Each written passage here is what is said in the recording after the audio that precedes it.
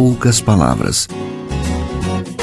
Um olhar sobre o mundo, a vida e a sociedade, à luz da Palavra de Deus, com Augustus Nicodemos. Começa aqui agora mais um programa Em Poucas Palavras. Eu sou Natsan Matias, apresentador do nosso programa, e comigo aqui o nosso comentarista, pastor Augustus Nicodemos. Pastor. Minha saudação a você, querido ouvinte, que nos acompanha, que nos prestigia.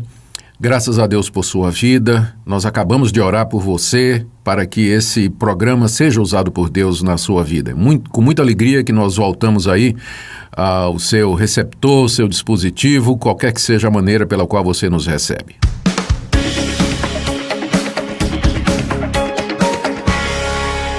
Um atentado à mão armada sem precedentes na história dos Estados Unidos ocupou e ainda ocupa as manchetes dos meios de informação do mundo inteiro, pastor. O senhor sabe disso, não é? Uhum. E o fato ainda está sendo investigado no que diz respeito às motivações do criminoso. Então, pensando sobre isso, o programa provoca o nosso comentarista, o nosso pastor Augustus Nicodemos aqui do lado, para uma análise do fato em questão sob a ótica do pensamento cristão reformado e do que diz a Palavra de Deus em torno da questão.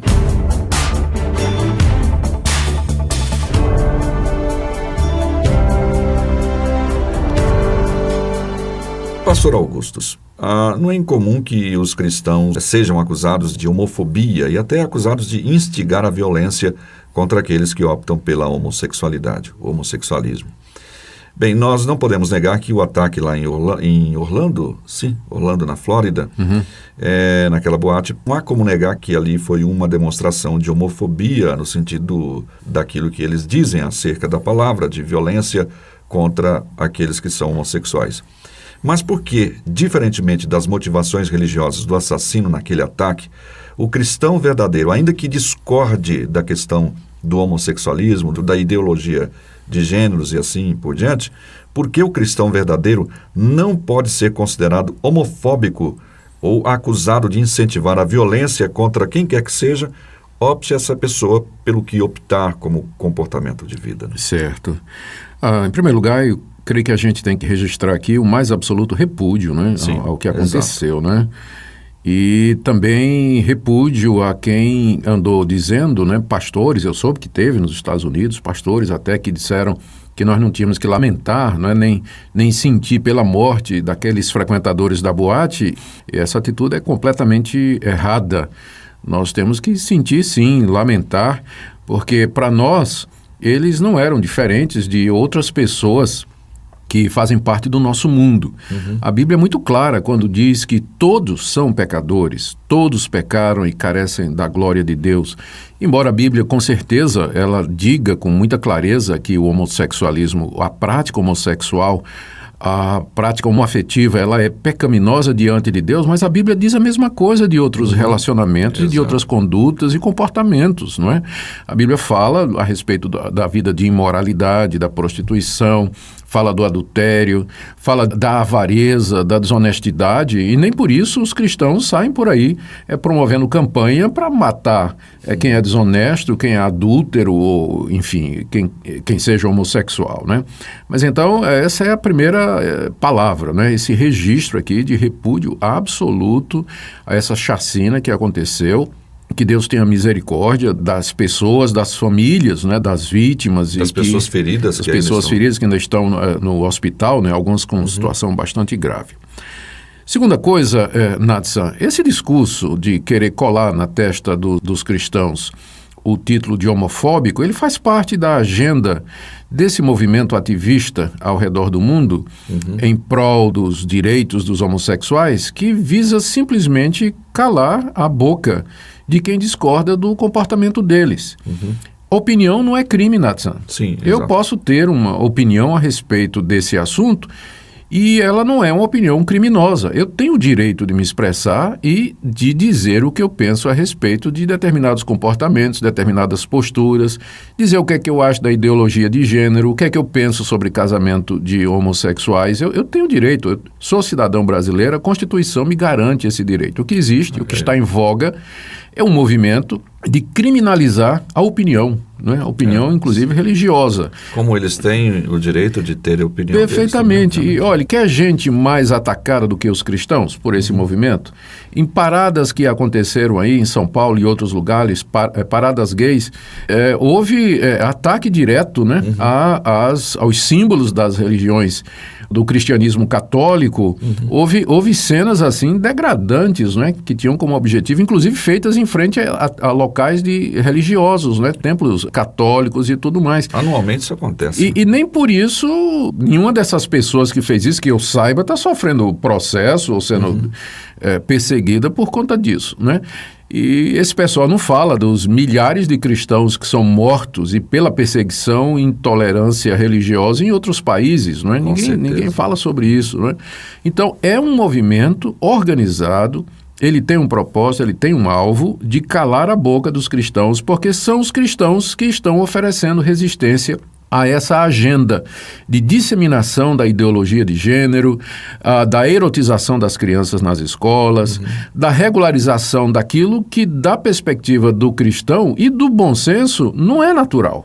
Não é natural. Então, é isso que está acontecendo. Há outra coisa que é preciso dizer também, para esclarecer.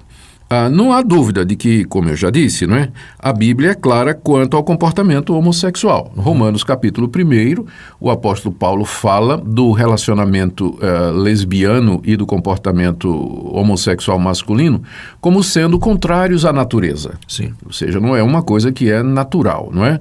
Isso significa que, do ponto de vista cristão, o sexo é determinado biologicamente e o gênero também. Exato. E o gênero também. Não existe isso de sexo biológico e gênero como sendo uma identidade que é socialmente construída ou até por opção, né? Imposta pela sociedade, digamos assim. Exatamente. Então, as duas coisas estão unidas, de acordo com a palavra de Deus.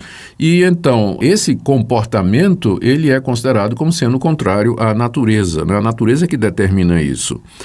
Também na primeira carta aos Coríntios, capítulo 6, o apóstolo Paulo fala de pessoas que... ele tem uma lista lá no final do capítulo 6 de pessoas que agora eram parte da igreja de Corinto e que antes tinham comportamentos questionáveis, não é? Pessoas que eram idólatras, eram roubadores, eram bêbados, eram adúlteros, desonestos, e lá na lista consta também sodomitas, né? Afeminados. Mas esse pessoal... ele agora fazia parte da igreja, não é? Paulo diz que eles foram lavados, purificados, transformados, justificados em nome do Senhor Jesus Cristo e pelo Espírito de Deus. O que mostra que, do ponto de vista da Bíblia, mesmo que a homossexualidade seja considerada como algo que foge do padrão determinado por Deus, isso não quer dizer que é um pecado pior do que os outros. Está lá no meio de uma lista onde constam outros comportamentos. E da mesma forma que a pregação do Evangelho mudou a vida de tantas pessoas na cidade de Corinto, mudou a vida também dessas pessoas, né, que Paulo chama ali naquela lista de efeminados e de sodomitas, não é? A gente tem que considerar que não há na palavra de Deus qualquer incentivo para que os cristãos saiam perseguindo, discriminando ou matando pessoas que têm um comportamento que eles consideram como inadequado e errado. Divergente da palavra de Deus. Ninguém, não tem registro histórico, né, de cristãos se organizarem em células terroristas para promover a morte de homossexuais, a morte de adúlteros, a morte de prostitutas, a morte de drogados. Ao contrário, a história da igreja revela, especialmente aqui no Ocidente, não é? No nosso mundo ocidental, que foi muito influenciado pelo cristianismo, que por detrás do surgimento de abrigos, de escolas, de casas de recuperação, de orfanatos, está exatamente o pensamento cristão, não é? Tanto o católico quanto o protestante, né? O evangélico, né? E que tem colaborado em muito para a redenção, resgate e ajuda dessas pessoas. Então, colocar na conta do cristianismo um ato de terrorismo como esse acontecido lá nos Estados Unidos, no mínimo é má fé. No mínimo é má fé, desconhecer o que é que o cristianismo ensina e assim por diante. Porque, Natsa, eu posso discordar, e aqui a gente tem que fazer a diferença entre considerar que uma conduta é pecado e promover perseguição contra aquela pessoa que tem essa conduta. Eu posso perfeitamente discordar do comportamento homossexual, mas isso não me obriga a tratar uma pessoa que é homossexual com desdém, com violência, com desprezo, com discriminação.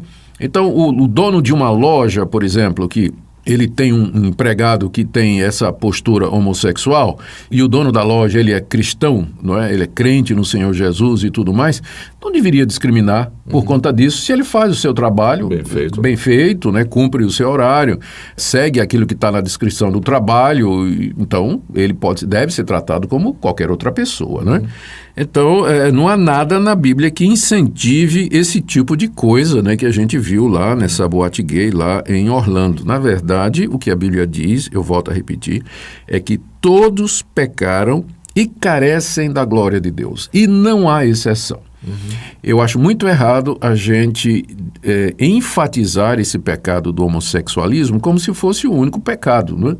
Enquanto que há outras situações que precisam ser também tratadas e que precisam também da graça de Deus. É uma questão que é tratada, pastor, se me permite interromper. Sim. Como disse, não há essa separação, de fato a Bíblia mostra isso claramente, mas há uma certa agenda, né, que parece querer promover isso de uma forma absoluta dentro até das nossas famílias. Isso é verdade. Querendo impor isso de uma forma até, vamos dizer, uma violência intelectual contra as nossas crianças. Né? Olha, isso é talvez o único sentido em que o homossexualismo é um pecado diferente daqueles outros que estão mostrados na Bíblia. É que os seus promotores querem fazer com que ele seja aceitável. Não há nenhum movimento para fazer com que o adultério seja aceitável. Aceito na sociedade. Não tem nenhum movimento que esteja querendo fazer com que os violentos e estupradores, a corrupção seja aceitável. Mas esse é o único comportamento que tem todo um movimento por detrás para empurrá-lo garganta abaixo da sociedade para que nós aceitemos como sendo normal. É só nesse sentido que ele é diferente dos outros. Mas no mais, do ponto de vista cristão, não tem diferença. Todos pecaram e carecem da glória de Deus. E talvez seja por isso que haja essa ênfase da gente fazer esse discurso, de mostrar biblicamente, de tentar discursar livremente, democraticamente, contra essa imposição. Não tenho dúvida. Tá bom, pastor. Obrigado pela seu comentário aqui nesta questão e, mais uma vez, nos solidarizamos com aqueles que sofrem lá nos Estados Unidos, as famílias, e havia até brasileiros lá feridos, né, nessa situação, e o nosso desejo é que Deus os restaure a saúde e que não haja mais esse tipo de violência. Até o próximo programa. Até o próximo programa.